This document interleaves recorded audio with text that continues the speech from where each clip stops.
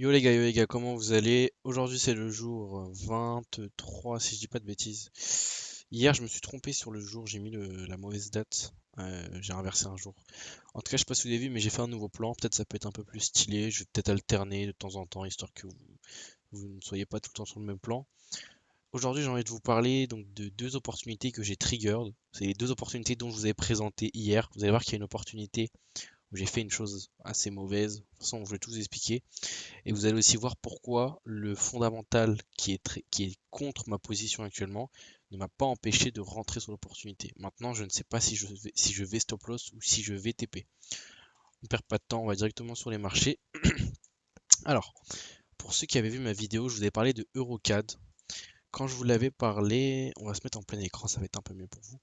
Quand je vous avais parlé de Eurocad, c'était dans la vidéo d'hier, je vous avais dit que j'attendais un pullback, d'accord, pour pouvoir me positionner. Et là, on voit qu'aujourd'hui, le prix a fait ce pullback. Ok, donc je me suis positionné il y a à peu près en début de journée, à peu près vers 14h, 15h, quelque chose comme ça. Et on voit qu'il est revenu du coup sur les 50% de Fibonacci. Il est aussi revenu sur du coup le niveau de résistance ici qu'on voit, qui est maintenant devenu un niveau de support à mes yeux. Donc c'est une opportunité qui est assez intéressante. On le voit, hein, j'ai pas mal de confirmations. De toute façon, je vous avais déjà tout expliqué hier. Je ne suis pas là pour vous parler des confirmations. Là, je suis juste là pour vous parler de pourquoi j'ai pris l'opportunité et pourquoi le fondamental n'était pas en accord avec cette opportunité, mais je l'ai quand même prise. On avait aussi une moyenne mobile, bref, pas mal de confirmations. Maintenant, quand on va sur Forex Factory, ou même, on va plutôt aller sur je préfère Economic Calendar. Quand on va sur Economic Calendar, qu'est-ce qu'on se rend compte? On se rend compte qu'aujourd'hui, on a eu donc le PIB, donc GDP Growth Rate. On a eu le PIB qui était bullish pour la zone euro. Donc on a eu le PIB, le taux à l'année et le taux au trimestre. Je crois que c'est le trimestre si je dis pas de bêtises.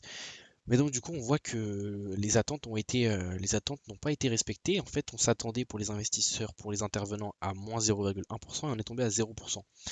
Donc c'est quelque chose d'assez positif. Du coup c'est quelque chose qui est positif pour l'économie.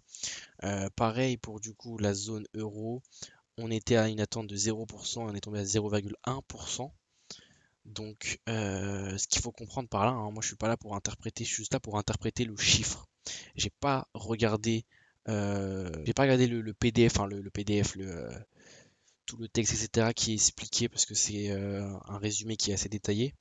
Je ne l'ai pas regardé, je me suis juste intéressé à la donnée ici. On a une donnée qui était bullish. Donc on le voit, c'était ce matin, je crois que c'était à 10h, 11h. On a eu un gros mouvement ici, du coup, à la hausse, avec des englobantes qui englobaient en fait toute cette zone-là, toutes ces bougies qui se sont fait hier. Lundi, je vous en ai pas parlé, mais lundi, c'est souvent une journée qui, moi personnellement, je trade très rarement le lundi parce que c'est très lent. C'est la couverture des marchés, il commence à y avoir un peu plus de volatilité vers mardi, mercredi, etc. Mais donc, on a eu du coup ce pullback, donc tant mieux, au final, le prix est venu faire la hausse. Mais ce qu'il faut comprendre et ce qui est intéressant là-dedans, c'est que les retails plutôt, avaient du coup une optique d'acheter la paire, enfin les paires en euros, la plupart des paires en euros. Là, j'ai pas le DXM, mais si vous regardez le DXM de Eurocad et de EuroAude, c'est une opportunité que je vais vous parler après, vous allez vous rendre compte que les deux sont en extrême achat par les retails. Donc ça me conforte personnellement sur mon short, sur notamment Eurocad, parce que vous allez voir que EuroAUD, malheureusement, je me suis fait sortir par ma faute, hein. J'ai fait une petite erreur par rapport à mon stop loss. Je vais y venir de toute façon. Je vais vous mettre des timecodes en bas pour que vous puissiez naviguer. Mais bref, en tout cas, ce qui est intéressant avec cette opportunité-là, même si le fondamental n'est pas en accord, entre grosses guillemets, hein, on a juste une donnée qui était bullish pour l'euro, même si à mes yeux, l'euro pour l'instant, ça reste assez bearish. On peut regarder la paire euro-USD. L'euro perd de la valeur, surtout face au dollar. En fait, ils sont corrélés inversement. Donc, on peut s'en rendre compte durant tout le mois de janvier, hein. Le mois de janvier, il a perdu pratiquement 400 pips, donc c'est quand même quelque chose qui n'est pas, qui n'est pas sans savoir. C'est quand même quelque chose qui est assez important à reconnaître, surtout que EURUSD c'est une paire très tradée. Mais bref, ça c'était la première opportunité donc que j'ai déclenché sur EuroCAD. Pour l'instant, ça a l'air de se dérouler. On va voir un petit peu qu'est-ce qui va se passer sur les prochains jours. Ce qu'il faut bien comprendre aussi, c'est qu'il y a FOMC, donc il y a les taux de la Fed mercredi. Donc je vais faire des dispositions, je vais prendre des mesures. Je vais prendre du partiel. Déjà, je vais prendre si jamais le prix part dans mon sens, je vais prendre du partiel et je vais déplacer mon stop loss. Et puis voilà, je vais laisser la position parce qu'à mes yeux, je pense que ma prévision, après c'est un peu la prévision de tout le monde, il ne risque pas d'y avoir de changement, hein. Ils vont laisser à 5,5, je crois que c'est 5,5 les taux là actuellement.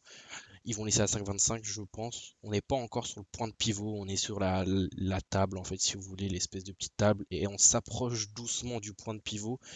Donc à mes yeux, ils vont laisser à 5,20 à 5,5. Il n'y a pas de doute là-dessus. Ça me surprendrait s'ils commencent à diminuer les taux dès maintenant. Ça me paraît un peu trop agressif. Mais après, ça va juste dépendre de comment le marché va réagir. Ça, on peut pas le prédire à l'heure actuelle. Donc, on va voir de toute façon. La deuxième opportunité qui est du coup EuroHold. Et donc, vous le voyez. Je me suis pris un stop loss. Mais c'est un stop loss qui est mérité. D'accord, il n'y a pas eu je n'étais pas énervé ou quoi. C'est un stop loss qui est mérité parce qu'en fait, ce qu'il faut comprendre, c'est que je vous en avais aussi parlé hier. Il y avait ici une grosse cassure. Et je me suis dit, il me faut un pullback. Enfin, je dois rentrer sur un retest. Personnellement, je ne peux pas rentrer si ce n'est pas un retest. Et ce qui s'est passé, c'est que le prix, il est revenu. On va se mettre en mode replay, ça va être un peu plus simple, je pense. Hop. En mode replay, donc moi, quand je me suis positionné, c'était à peu près à ce niveau-là. Et en fait, j'avais un scénario qui me confortait, je pouvais me positionner parce qu'on voit que le prix était en train de revenir sur ce niveau ici de support, ce niveau de higher low, dans une tendance haussière, donc ce niveau de higher low, et il est aussi en train de revenir sur un niveau de Fibo qui était les 25%. Donc je me suis dit, je vais me positionner. Déjà, premièrement, j'ai fait une erreur parce que j'aurais dû me positionner avec une bougie. Là, je me suis positionné sans la bougie. En fait, j'ai pas attendu une bougie. Je me suis positionné en fait alors que la bougie était au vert comme ça. Donc j'aurais dû attendre un marteau ou une englobante ou une bougie qui puisse me faire rentrer dans la position. Personnellement, je trouve que je me suis positionné un petit peu trop agressivement. Et surtout, j'ai placé un stop loss qui était, le stop loss en soi, il est bien, c'est juste que je m'en doutais. Je me suis fait sortir parce qu'en fait, je l'ai mis au-dessus du 382 de Fibonacci, mais j'ai pas laissé beaucoup de marge. J'aurais dû laisser environ, je sais pas, une dizaine de pips. Après, le problème, ce que j'ai rencontré, pardon, j'arrive plus à parler, c'est que du coup, ça me faisait un ratio un petit peu plus faible. Moi, je voulais avoir un ratio, parce que vu que je suis en drawdown, je voulais avoir un ratio assez intéressant. Donc, j'ai pas voulu avancer, alors que j'aurais dû avancer, j'aurais dû mettre un stop loss comme ça environ. Et je crois que si je fais ça, je ne serais pas sorti. Ouais, on voit que je ne serais pas sorti parce que le prix, en fait, il a réagi parfaitement sur le 382 de Fibo. Avant là, il est reparti à la baisse instantanément. Donc, c'est malheureux, mais c'est une opportunité dans laquelle j'ai fait une erreur et dans le futur, je vais laisser beaucoup plus de marge sur les niveaux de Fibonacci. Moi, j'utilise beaucoup ça pour placer mes stop loss parce que là, on peut le voir comme vous voulez, mais oui, je me suis fait certainement liquider. On voit, hein, ça s'est joué à la bougie, à la mèche près. J'ai du mal à parler. Mais en tout cas, bon, l'opportunité ici, de manière, en fait, moi, ce qui me confortait aussi, c'était le fait qu'on avait une grosse résistance oblique ici. On voit, hein, il y avait un retest, deux retests, trois retests. Moi, je m'attendais à quatre retests ici. Au final, il a cassé. Donc, dès lors qu'il a cassé, je me suis dit, je vais prendre un stop loss. C'est évident parce que pour moi, il y avait justement un changement de tendance.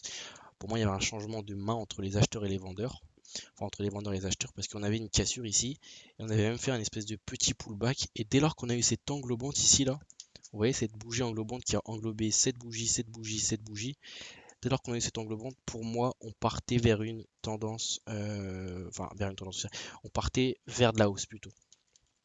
Donc au final, ça s'est pas fait. Au final, j'ai pris mon stop loss, mais je suis pas du tout frustré. J'assume, etc. C'est moi qui a fait l'erreur.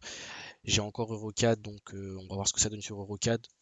On va voir ce que ça donne sur EuroCAD. Après, comme je vous l'ai dit, j'ai des prévisions assez néfastes sur la paire parce que à mes yeux, le dollar, lors de FOMC, enfin lors de la Fed, lors de la réunion de la Fed qui va se tenir le mercredi, je crois que c'est à 20h. C'est souvent à 20h, heure française. C'est demain en plus. 20h, ouais. Qui va se tenir à 20h. Il y a de fortes probabilités qu'il laisse les taux à 5,5, mais du coup, faut pas se dire que ça va rien faire. Il y aura une interprétation des acteurs sur les marchés qui vont interpréter ça de manière bearish pour le dollar, principalement pour les marchés, mais pour le dollar principalement, parce qu'ils peuvent potentiellement commencer à avoir des signes de baisse des taux d'intérêt. Donc je pense que ça va faire perdre de la valeur au dollar sur le moment. C'est une hypothèse, évidemment, c'est une hypothèse, donc je ne suis pas sûr. Mais du coup, si ça fait perdre de la valeur au dollar, ça va aussi faire perdre de la valeur au dollar canadien qui est corrélé avec lui parce que c'est la même zone géographique. Donc c'est pas aussi corrélé que le pétrole ou que le gold avec le franc suisse, etc. Mais il y a une corrélation indirecte et du coup ça va faire aussi certainement perdre de la valeur au dollar canadien. Mais si jamais ça fait perdre de la valeur au dollar canadien, donc que le CAD perd de la valeur, bah cette paire ici en EuroCAD, elle va prendre de la valeur. Parce que le dollar canadien, il est situé donc en deuxième position. Donc en fait, ça va être une inversion.